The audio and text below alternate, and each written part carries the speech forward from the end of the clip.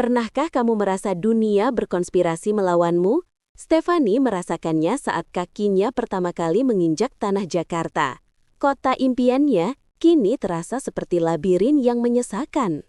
Debu Jakarta langsung menyambut Stefani, menempel di kulitnya yang masih asing dengan iklim ibu kota. Udara panas menyengat, bercampur aroma knalpot dan sampah yang menyengat hidung. Bukan aroma wangi melati seperti yang ia bayangkan. Ransel usang di punggungnya terasa semakin berat, seberat harapan yang mulai meredup. Jakarta yang selama ini hanya ia lihat dari layar kaca, dengan gedung-gedung pencakar langit yang megah dan gemirlap lampu malam, kini tampak berbeda. Ia melihat wajah kota yang keras, penuh perjuangan dan persaingan. Stefani mencoba menarik nafas dalam-dalam, berusaha menenangkan diri. Ia ingat kata-kata ibunya sebelum berangkat. Jakarta itu keras, nak, tapi kamu lebih keras. Kata-kata itu menjadi pegangan pertamanya, meski getar keraguan mulai menjalari hatinya. Ia berjalan menyusuri trotoar yang penuh sesak, mencari alamat kos yang sudah dipesannya jauh-jauh hari. Setiap langkah terasa berat, seolah Jakarta ingin mengujinya, melihat seberapa besar tekadnya untuk menaklukkan kota ini. Ia menyeka keringat di dahi dan terus berjalan, berharap menemukan secercah harapan di tengah hiruk-pikuk Jakarta yang tak kenal ampun. Stefani akhirnya tiba di depan sebuah bangunan kumuh yang ternyata adalah kos yang ia pesan. Bangunan itu jauh dari bayangannya, jauh dari foto-foto yang ia lihat di internet. Cat dindingnya mengelupas, pintunya reyot, dan aroma lembab menusuk hidung. Ia menelan kecewaan, berusaha menerima kenyataan.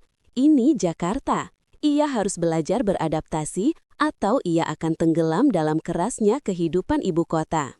Ibu kos, seorang wanita paruh baya dengan wajah lelah, menyambutnya dengan senyum tipis. Wanita itu memberikan kunci kamar Stefani dan menunjukkan jalan menuju kamar yang terletak di lantai 2. Kamar itu kecil dan pengap, hanya cukup untuk sebuah kasur tipis, lemari reyot, dan meja kecil. Stefani meletakkan ranselnya di lantai dan duduk di tepi kasur. Ia menghela nafas panjang, merasa lelah secara fisik dan mental. Ia menatap keluar jendela, melihat pemandangan Jakarta yang ramai dan bising. Ia bertanya-tanya, apakah ia bisa bertahan di kota ini? Apakah mimpinya akan menjadi kenyataan atau hanya akan menjadi debu di jalanan Jakarta? Malam pertama di Jakarta terasa panjang dan sunyi. Stefani tidak bisa tidur nyenyak. Suara bising kendaraan dan obrolan orang-orang di luar kamarnya terus mengganggu tidurnya. Ia terus memikirkan masa depannya, memikirkan bagaimana ia akan mencari pekerjaan, bagaimana ia akan memenuhi kebutuhan hidupnya, dan bagaimana ia akan mencapai mimpinya.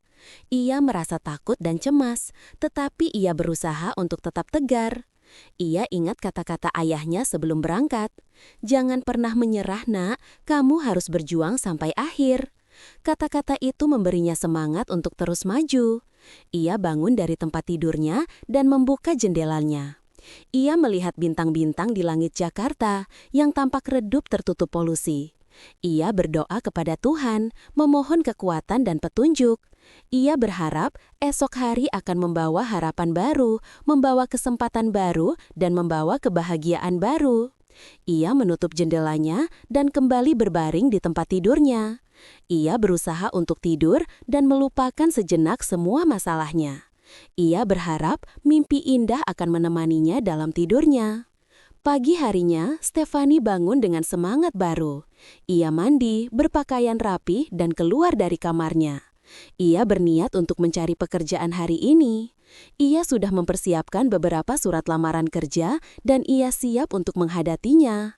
Ia keluar dari kosnya dan berjalan menuju halte bus terdekat.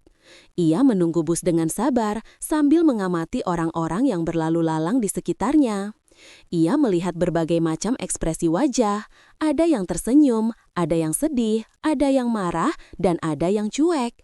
Ia merasa dirinya menjadi bagian dari keramaian Jakarta, bagian dari kehidupan ibu kota. Bus akhirnya datang dan ia segera naik. Ia mencari tempat duduk kosong dan duduk dengan tenang. Ia membuka surat lamaran kerjanya dan membacanya sekali lagi. Ia memastikan bahwa semua data yang ia cantumkan sudah benar dan sesuai dengan kualifikasi yang ia miliki. Ia berharap ia akan mendapatkan pekerjaan yang sesuai dengan mimpinya, pekerjaan yang bisa membuatnya bahagia, dan pekerjaan yang bisa membuatnya sukses. Perjalanan mencari kerja di Jakarta ternyata tidak semudah yang ia bayangkan. Ia sudah melamar ke berbagai perusahaan, tetapi belum ada satupun yang memanggilnya untuk wawancara.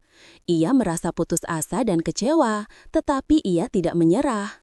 Ia terus berusaha, terus berdoa, dan terus berharap. Ia juga mencoba mencari informasi lowongan kerja melalui internet, dan ia menemukan beberapa lowongan yang sesuai dengan kualifikasinya. Ia segera mengirimkan surat lamaran kerjanya melalui email, dan ia berharap ia akan segera mendapatkan panggilan wawancara. Ia juga mencoba mencari teman untuk berbagi pengalaman dan saling memberikan dukungan. Ia berkenalan dengan beberapa anak kos dan mereka menjadi teman baiknya. Mereka sering berbagi cerita, berbagi makanan, dan saling membantu. Ia merasa senang memiliki teman di Jakarta karena ia tidak merasa sendirian lagi. Suatu hari, Stefani mendapatkan panggilan wawancara dari sebuah perusahaan advertising. Ia merasa sangat senang dan bersemangat. Ia segera mempersiapkan diri untuk wawancara tersebut. Ia belajar tentang perusahaan tersebut, ia mempelajari pertanyaan-pertanyaan yang sering diajukan saat wawancara, dan ia mempersiapkan jawaban-jawaban yang terbaik. Ia juga memilih pakaian yang rapi dan sopan agar ia terlihat profesional dan percaya diri. Ia datang ke perusahaan tersebut tepat waktu, dan ia mengikuti wawancara dengan lancar. Ia menjawab semua pertanyaan dengan baik dan ia menunjukkan bahwa ia adalah orang yang kompeten dan berkualitas. Setelah wawancara selesai, ia pulang ke kosnya dengan perasaan lega dan optimis. Ia berharap ia akan diterima bekerja di perusahaan tersebut. Beberapa hari kemudian, Stefani mendapatkan kabar baik. Ia diterima bekerja di perusahaan advertising tersebut. Ia merasa sangat bahagia dan bersyukur. Ia segera memberitahu kabar baik ini kepada keluarganya dan teman-temannya. Mereka semua ikut senang dan bangga padanya. Ia memulai pekerjaan barunya dengan semangat yang tinggi. Ia belajar banyak hal baru dan ia bekerja keras untuk memberikan yang terbaik. Ia merasa senang dengan pekerjaannya karena ia bisa mengembangkan kreativitasnya dan ia bisa bertemu dengan orang-orang yang hebat. Ia juga merasa bangga karena ia bisa menghasilkan uang sendiri dan ia bisa membantu keluarganya. Ia merasa bahwa mimpinya mulai menjadi kenyataan. Stefani terus bekerja keras dan belajar. Ia semakin mahir dalam bidang advertising dan ia mulai mendapatkan promosi. Ia menjadi seorang account eksekutif dan ia bertanggung jawab untuk mengelola beberapa klien besar. Ia merasa senang dengan pencapaiannya, tetapi ia tidak sombong. Ia tetap rendah hati dan ia terus belajar untuk menjadi lebih baik. Ia juga tidak melupakan teman-temannya dan ia selalu berusaha untuk membantu mereka. Ia memulai pekerjaan barunya dengan semangat yang tinggi. Ia belajar banyak hal baru dan ia bekerja keras untuk memberikan yang terbaik. Ia merasa senang dengan pekerjaannya karena ia bisa mengembangkan kreativitasnya dan ia bisa bertemu dengan orang-orang yang hebat. Ia juga merasa bangga karena ia bisa menghasilkan uang sendiri dan ia bisa membantu keluarganya. Ia merasa bahwa mimpinya mulai menjadi kenyataan. Stefani terus bekerja keras dan belajar. Ia semakin mahir dalam bidang advertising dan ia mulai mendapatkan promosi. Ia menjadi seorang account eksekutif dan ia bertanggung jawab untuk mengelola beberapa klien besar. Ia merasa senang dengan pencapaiannya, tetapi ia tidak sombong. Ia tetap rendah hati dan ia terus belajar untuk menjadi lebih baik. Ia juga tidak melupakan teman-temannya dan ia selalu berusaha untuk membantu mereka. Ia merasa bahwa kesuksesan yang ia raih bukan hanya karena usahanya sendiri, tetapi juga karena dukungan dari orang-orang di sekitarnya. Ia berterima kasih kepada semua orang yang telah membantunya, dan ia berjanji akan terus memberikan yang terbaik untuk mereka. Beberapa tahun kemudian, Stefani menjadi seorang creative director di perusahaan advertising tersebut. Ia sudah mencapai puncak karirnya, dan ia merasa sangat puas dengan hidupnya.